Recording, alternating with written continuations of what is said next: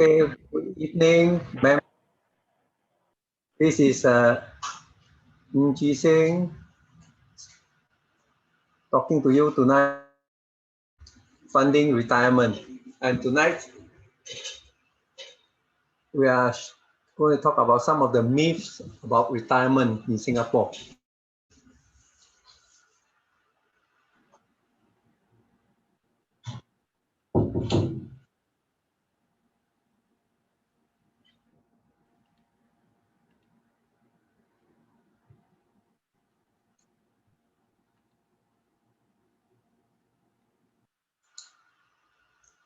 So, as usual, we start off with the disclaimer. The information and materials for this talk is for education purpose only. Nothing presented in this talk should be construed to buy or sell any specific security. The information, software, and techniques presented be used by investors who are aware of the risks inherent in trading. Singapore Micro Society and its executive committee have no liability for any investment decisions based on the use of software, any trading strategies, or any information provided in connection with this talk.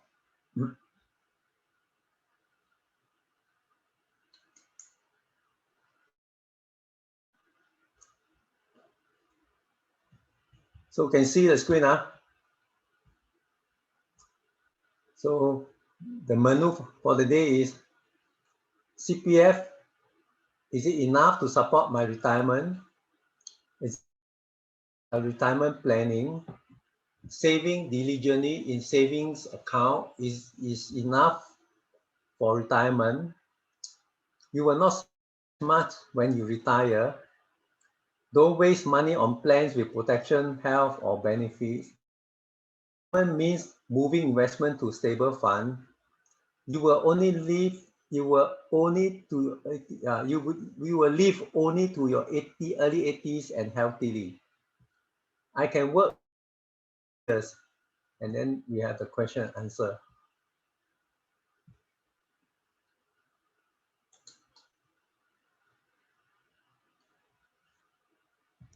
Next, there was a report, CPF Annual Report, which in 2017, it was almost 42.6% or almost 1 out of 2 CPF members were unable to set a money in at least basic retirement scheme when they turn 55. So I don't know, because we have a lot of self-employed or a lot of businessmen or a lot of hawkers or don't believe in contributing to CPF. That's why when it comes to CPF contribution, these are the bulk of the people who don't have contribution to build up their CPF so-called basic retirement scheme. With CPF Life, the so-called National Annuity Scheme is aimed at providing living for retirees. So depending on how much money you have in your CPF, you choose and the age cohort, you will get between 660 to 1,920 monthly starting from age 65. In other words, if you at the age of 55 or when you turn 55, if you have enough of the basic retirement sum, then transfer your basic retirement sum annuity program. Then thereafter, when 10 years later, at age of 65, you should able to draw down on your so-called under the CPF Life annuity, anything between 660 to 1920 every month. CPF payout is fixed.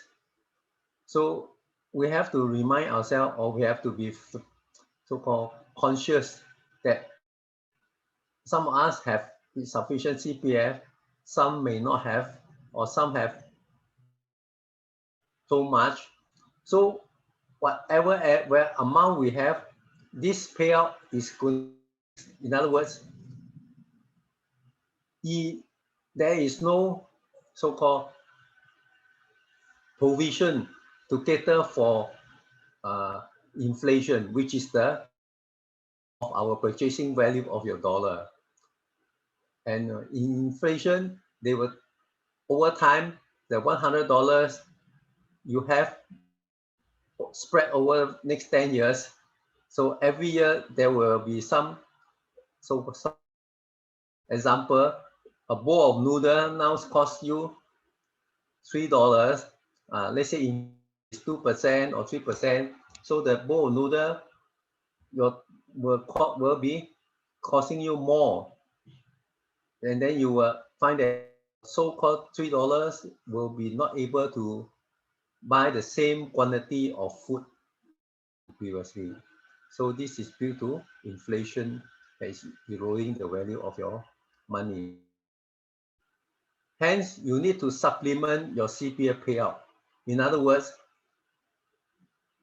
it is no good or is not good enough if you just totally depends on your CPF payout during your retirement age. We need to have other form of saving, insurance policy, or some other investment, maybe some endowment insurance, or you have invested in stocks, or you have bought a separate property for renting out to people so that you have this rental income as well.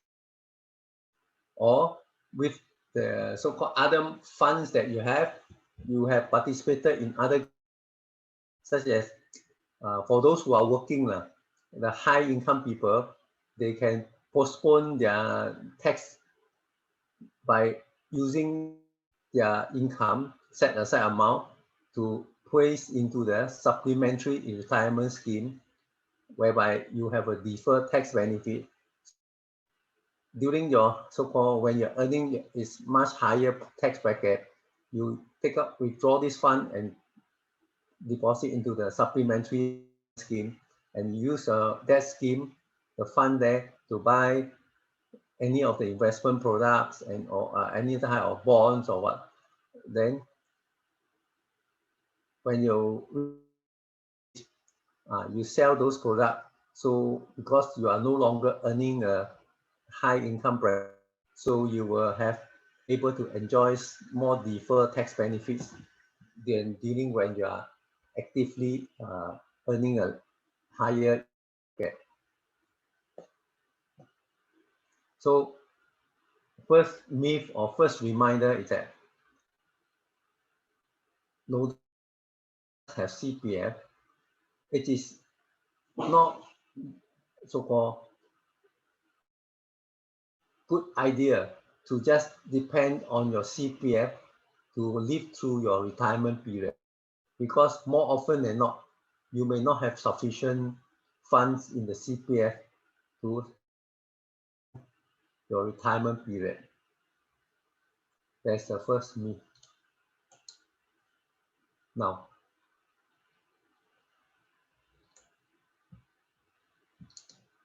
here example in of a particular illustration extracted from the Straits Times. The basic sum for CPF member turning 55 during 2017 to 2020. So at every year because of inflation, the CPF board have worked out something like from your ordinary account, they will transfer or they will block up certain amount of money to move to your so-called the basic retirement sum account. So that will become your retirement account. So this retirement account at the year of 2016, they will want you to save or transfer 80,500. 2017, the amount raised to 8,000 2018, 85,500. 2019, 88,000. And last year was 90,500. Based on this amount, at the age of 55, if you have been transferred to the retirement account, so in the year of if you, let's say at 55 at 20, that means you plus another 10 years, that means 2030. Because this amount in your were under the CPF life scheme, you should able to generate about $740 to $800 per month to draw down over the next 55 up to about 80 years old. Right, that is what the basic retirement sum scheme, how it operates.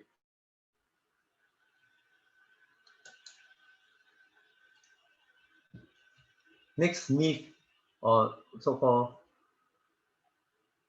facts of things that people believe true. That is, it is too early to start retirement planning, because once you do some planning for your old age, effectively we have to satisfy your daily expenses or daily joy that you used to do, whether you go to some high end or good eating places, and then spend the money on the food or the drinks. So if you wish to old age, it is better that you set aside so-called money that you normally you just spend it off. Then instead you set it aside to plan for your future, and then this saving that you set aside, you should not just leave it in the bank. You have to buy some other products to give you more return than the interest that the bank pay to you. So in some studies have shown that Singaporeans only will start or have that typically they have start planning for retirement age around the age of 38. And even when within this group, 2 out of 5 Singaporeans, that means about 40%, confident of meeting their retirement needs.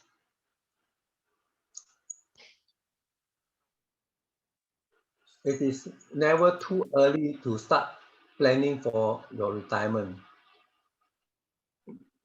If the earlier you so-called start your planning program, then you will have a longer runway, longer time duration for you to accumulate the funding that you need for your retirement lifestyle. Some of us think that,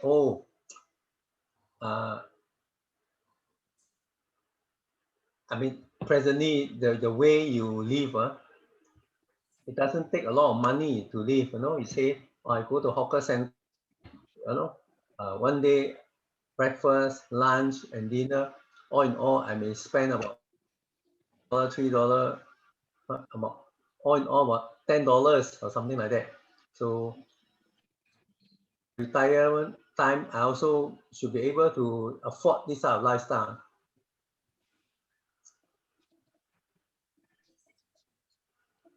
But you will be surprised as I go along to giving this discussion.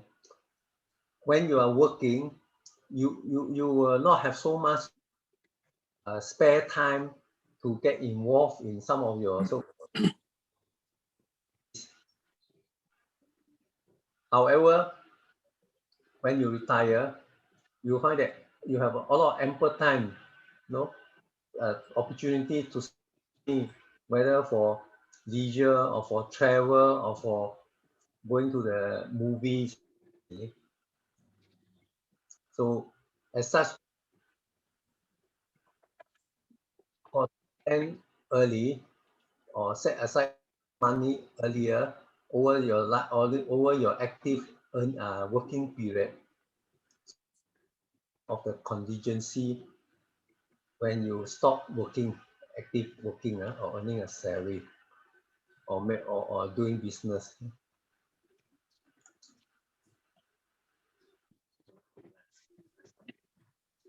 That myth is some people felt that so long as I set aside certain amount of my uh, or your salary in your bank, then the bank interest, then later I will be transferred into a fixed deposit account and also, then this should be able to have a so-called reasonable retirement so-called lifestyle.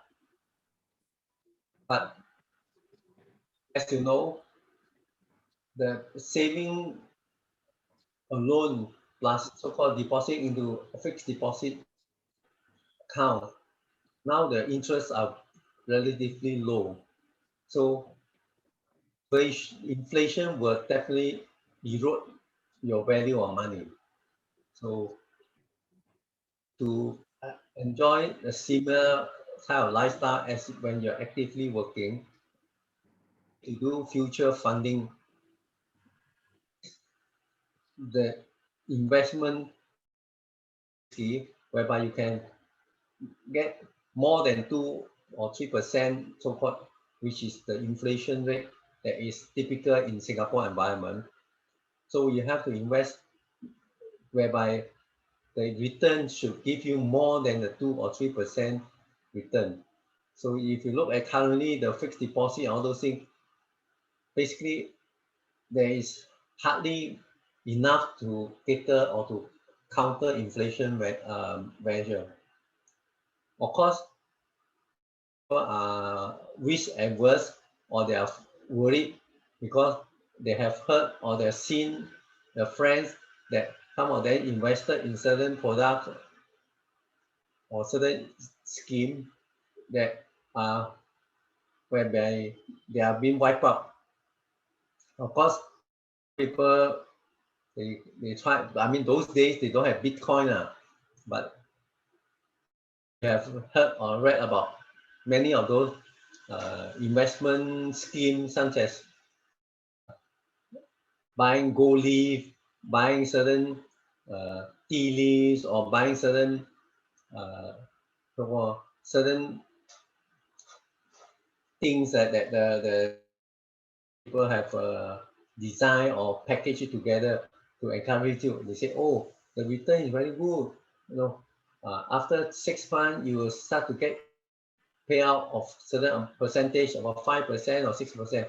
So many a time, people are being so-called sucked into this type of so-called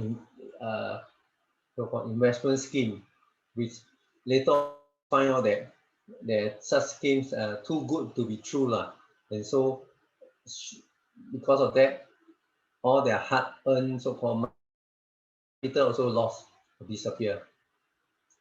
So some people, after hearing or reading, they become very risk averse. So they say, I'd rather stay with a low return, but at least my capital is protected. So they say, I wish to be prudent. You have to be prudent, but you also have to, during your younger age, you should able to consider to take some more risk. Buying, like example, lower uh, buying some so-called some shares or some stocks whereby they give you good dividend, and the prices normally don't move so much. Like in Singapore context, you can buy those REITs, real estate investment trust, where they give you anything between 3 to 5 or 6%, or even some 7%. So this type of this type of lower risk or share will help you to fight or negative, to avoid losing for your investment or your saving.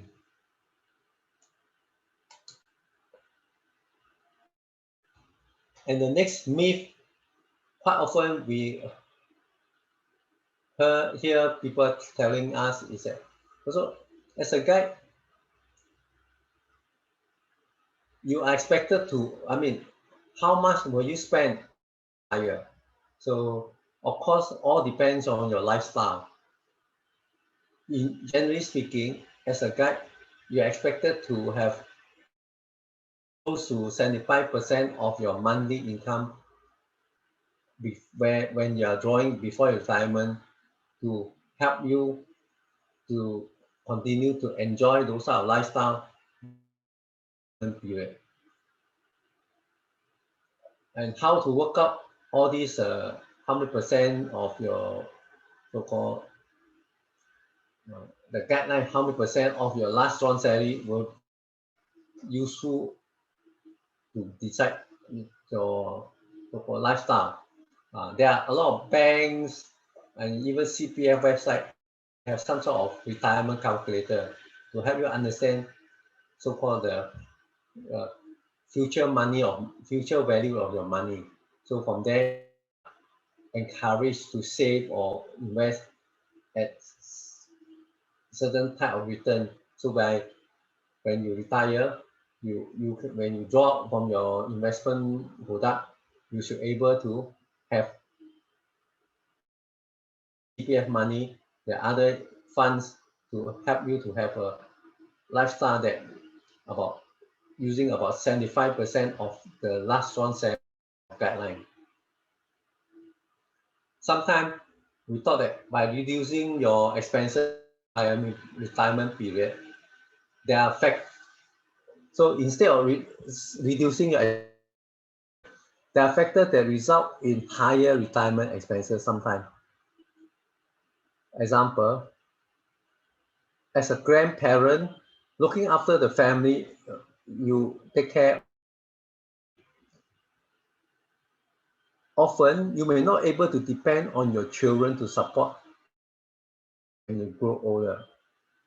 But instead, sometimes you end up because of for the grandchildren or your children.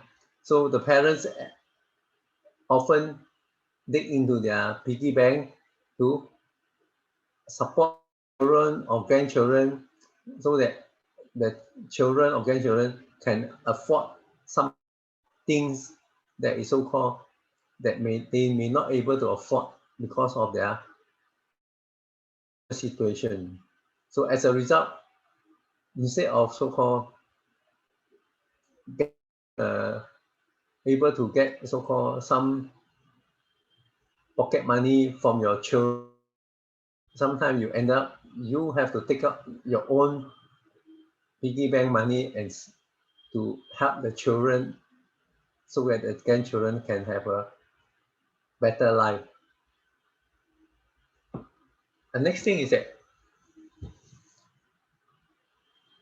sometimes, in fact, in Singapore, many a time we can see that many of the people, many of the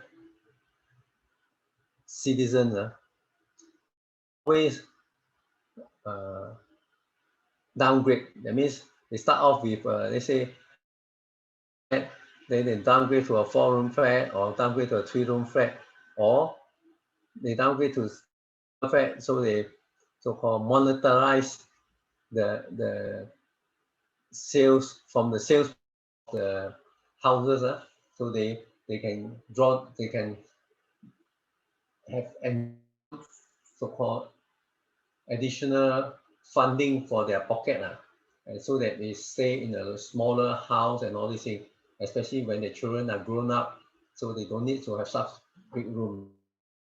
For the more entrepreneur type, sometimes they may, instead of downgrading, they stay with that, and then they rent out the whole house to to get rental income, which quite often happens in Singapore.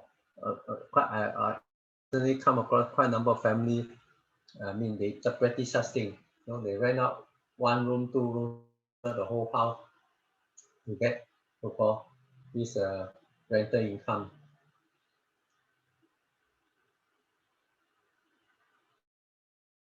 Area that often been overlooked is because you have so much time in hand when you really retire. I mean, besides taking care of your if you offer the grandchildren, you may involve in some more active lifestyle. Maybe it you go to the let's say the CC, community club, to participate in those cooking class, karaoke singing, or outing, visit to some of the place of interest, or we call it shopping trip, or makan trip. So even you're talking not going out, not say fly outside Singapore, or travel beyond the Singapore. So even within Singapore boundary, you will notice that nowadays especially there are a lot of senior activities being provided to keep seniors to have active lifestyle, at the same time to help them to kill their time. So whole day sitting at a coffee shop, or waiting at a park, to chat with their friends and all these things, to pass time. Of course, now as you go to Chinatown, next to Chinatown market there, there or outside the Buddha 2 relic there, there are many people playing dumb, the so-called those games. But those games these people play, I mean, just so-called for leisure or to pass time. Most often than not, I was told they have a lot of betting involved. No, one game, how much, all these things. So actually, there are some betting involved for this to challenge each other to play those board game. Next is we always take for granted that we may be so-called having the same uh, healthy condition of the bodies. You will know you'll notice that many parts of our body start to give trouble. Sometimes your eyesight, sometimes your bones, some at times is your legs, your knee pain, this pain, that pain. So all this you will have to seek medical help. So you will have to visit a polyclinic, or you visit those Yo Chai Tiam or TCM. So compared to when you're much younger, you will spend less money for this healthcare related costs. But as you age, will rise, and healthcare costs also. Last time maybe you visit the polyclinic, this time you a nominal fee of less than $10 or $6. Then subsequently now it's about $10, but that is before government subsidy lah. Then you find that even with government subsidy, if you constantly need to visit the polyclinic or the healthcare to buy medication or to treat certain so-called illness, some of these high blood pressure pill, diabetic pills, or all those things, medication that almost become part and parcel of our lifestyle. So this healthcare cost will also be increasing every year, and then sometimes the value of this or the cost of this healthcare may increase as much as 15% every year. So that is very worrying if you think that, oh, when I much younger or before 55, I don't visit doctor so often, I don't visit the dentist so often and all this. But after that, you find that all your teeth will start to give trouble, and then your eyesight also give trouble, and your legs also give you trouble. You cannot walk fast, cannot walk properly, or after you sit down, you cannot. So all this, you need medical attention or treatment.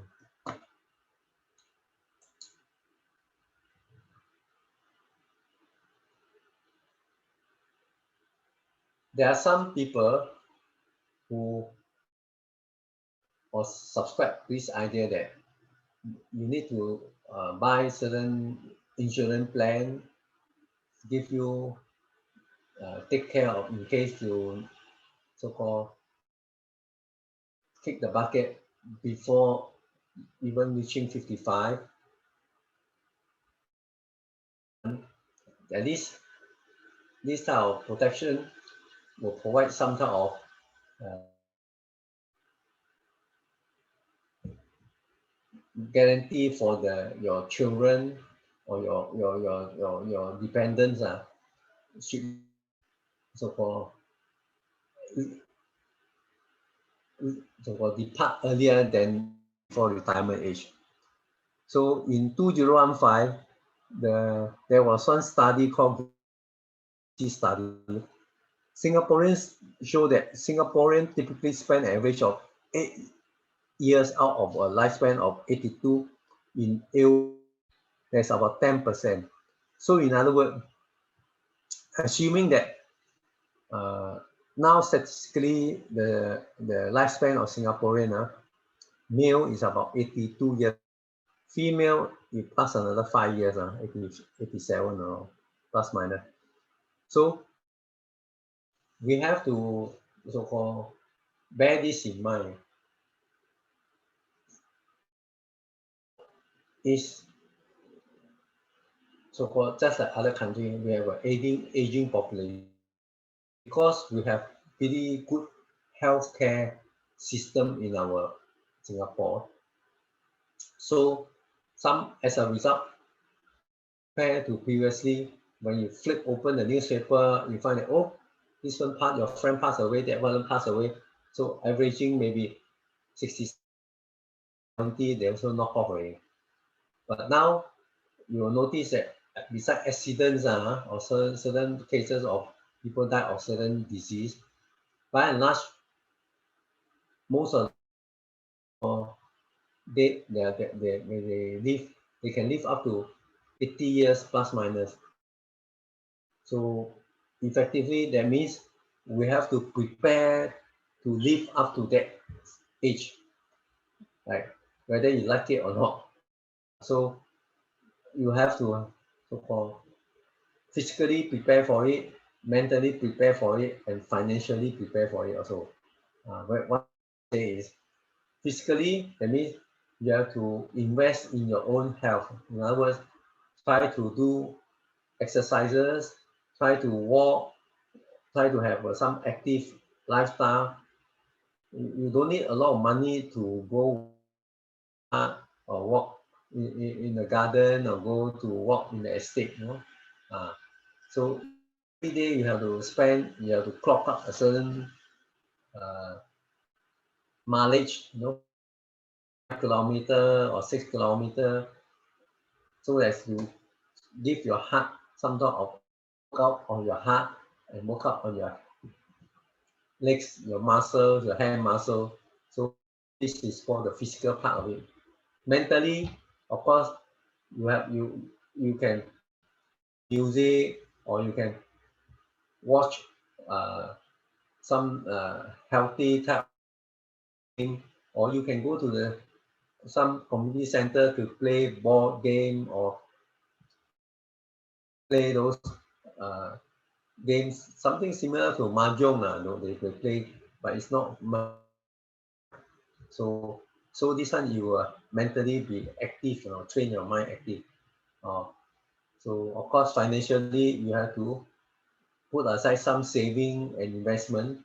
So when you retire, so you can draw down on this saving and investment, to help you in your for providing for your retirement funding. And also do remember, when we are sick or when a person becomes sick, cause us to suffer, it can also put a huge burden on our family and caregivers as well. I have, because of my involvement, those senior activity centers and on those what I call uh, my community work and social work. I have really and come in touch with many of these so-called so-called seniors that really is very so-called unfortunate lah. Some are without family, some are with family, but then the family has so-called disowned them or not going. So it's very so-called a sad thing. You find that sometimes the these so-called seniors, I mean maybe they didn't really take care of their health and all these things. They very piano. I mean, go and every time looking for job and working very hard, sweating out to take care of their basic needs and also sometimes provide for the family. But as they and when they need support and need so-called care, so fortunately or unfortunately, their children or their family cannot provide those type of care, and sometimes them. So quite often many of these end up staying in those uh, government rental flat. That is at least so-called accommodation. Sometimes they can't even afford or they don't know how about securing a rented flat to have a decent ahead. So at times these people did not get married, so many of them uh, are still single, be it a male or female. So they don't have any dependents to help them. So end up become social welfare cases. So Singapore, we have also quite a good number of social welfare cases. So don't waste money on plan. It's not true. All these, whether it's a insurance plan to provide health benefit or investment benefit, to set aside some of your money to buy this type of policy to take care of old age. And if you don't, when you are young and healthy, as you grow older, the insurance will not able to do this type of plan. They also very selective. Some people say when you need that, they they will start to sell you. But when you need it, they say sorry, your age or your health condition, we cannot we cannot underwrite your policy and all these things. So because they know that you will be able, you more often than not benefiting from all these policy much earlier because of your health condition. For some, the next myth is about retirement means moving investment.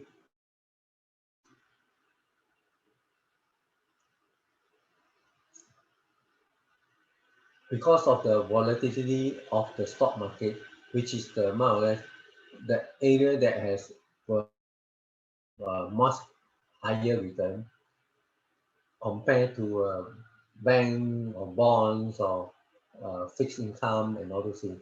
So quite often than not, whether it's a professional investment manager or uh, individual who understand the basics of investment, they will also somehow participate in the stock market.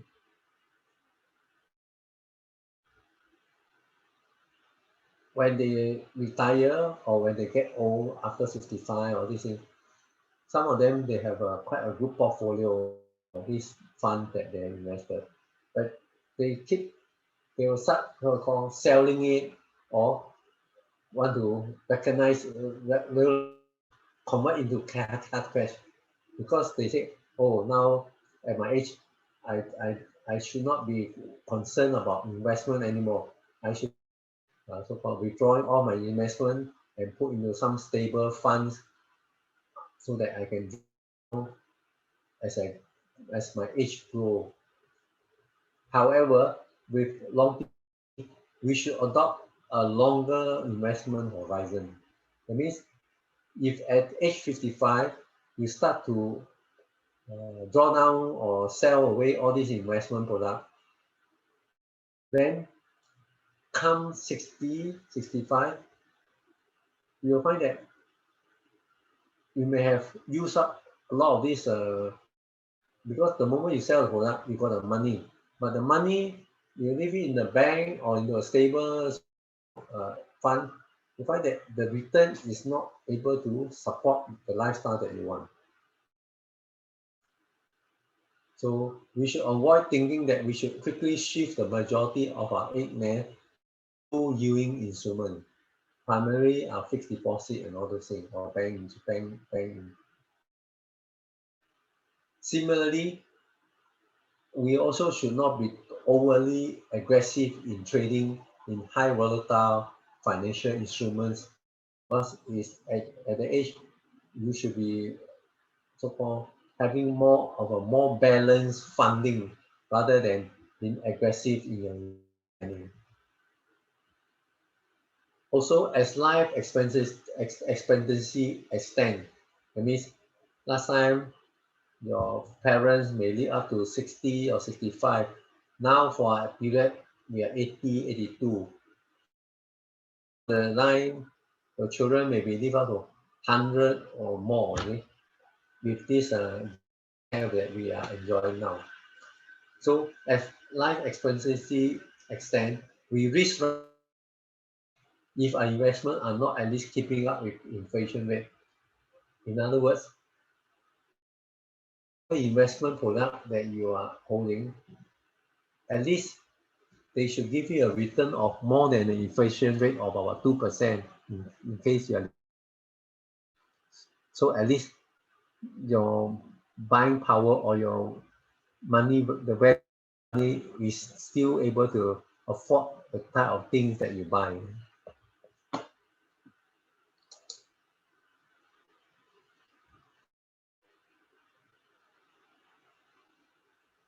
Some people felt that uh, we can live is maybe about 80 years old. Statistically, we have shown that Singapore life expectancy is about 83 years old for male. So for female, it's about plus another 5 years, plus minus. We are one of the among the third highest in the world. That means if you live in Singapore, on average, you should able to live up to 83 years old. And in fact, more people are living beyond 83. In fact, it was reported that there are 1,200 people who are now living beyond 100 years old as of last year. So longevity and health are not necessarily mutual partners. Data has shown that we face a decline in health, especially in the last decade of our life. Last decade, that means between 75 to 85, no? The last 10 years of your life. Mobility, dexterity. Mobility, that means ability to walk around. Dexterity is, that means the use of hands and arms and all these things. Then mental acuity, that means your mental, whether you can read a book, whether you can recognize something or you recognize this, or you cannot find your way home and all these things. You know, are declining during the last 10 years of your life expectancy. Chances are will arises because, as they used to joke, our spare parts or our gears are not properly oiled, and then we don't have the necessary spare parts to change. You know, just like your car, when you own a car, you have to still buy the spare part to change so that the car can continue in the running condition. So, but for human being, that you can change any spare part if you don't maintain your body healthy or good condition. And as a result, during this last time, by and large, we will require more medical intervention or other forms of care. So for our own peace of mind, in order to ensure that we do not increase the burden on our, it pays to be financially prepared. Yeah, it's unfortunate if you are living in Singapore. Sometimes we come across some old people saying that it's better uh, not to live too long. He said it's better die early because as you live longer, the funding or don't have money to keep you continue living in the way that you like. You become a burden to your family, to the society, or to all those around you. So sometimes there are people who felt that way, like I I don't wish to live so long. So you wish or you don't wish, it has been proven that because you are living in Singapore, by and large, you can live up to on average about 83 years. So how to able to enjoy this period up to the 83 years old? As now they know that the last 10 years of your life, how quite often you will have a lot of headache and problem to work on it. That means we have to maintain a healthy lifestyle of moderate eating, sufficient sleep, and daily walking. Walking investment in your health, and sufficient sleep also is an investment in your health. So because when you sleep, your body will do the repair, all the necessary repair of your system.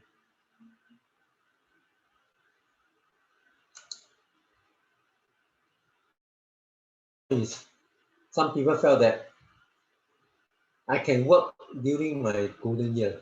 That means as long as we can get employment, then should not be able to get paid, and then I will have income, so I can continue to have the type of life.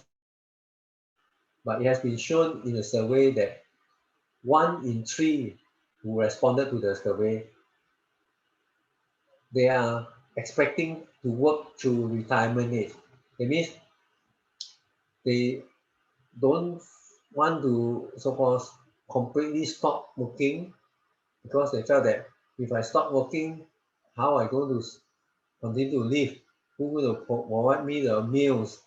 Because I don't have much saving and all those things. This is the of quite a lot of senior. So this working is to make up for the shortfall in retirement income.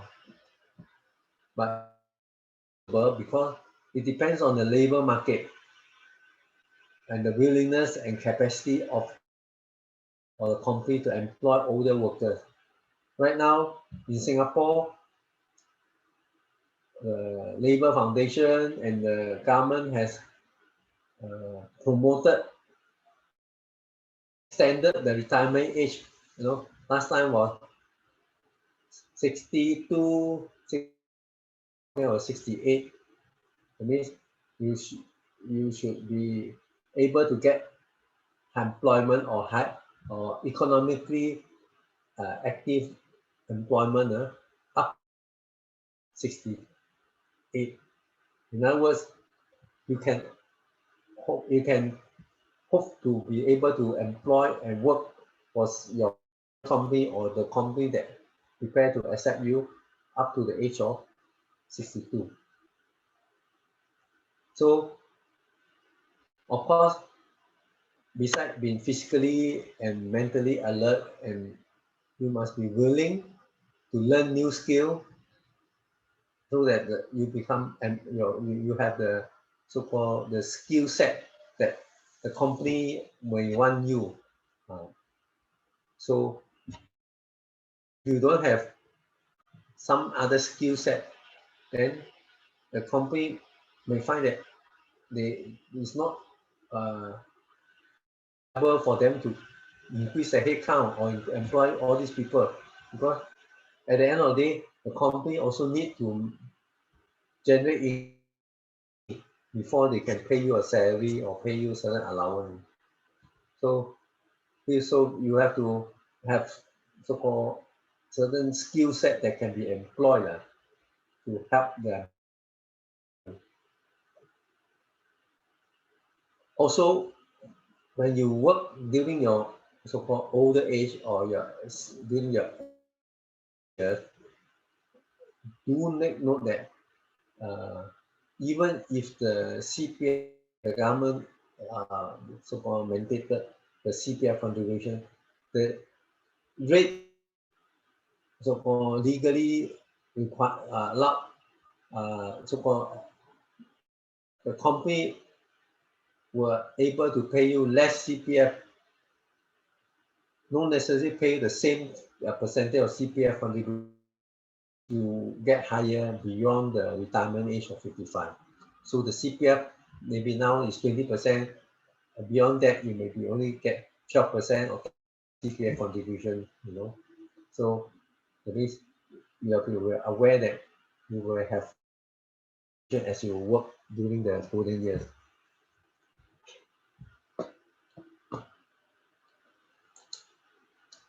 Okay, now we come to the time. So, Jing,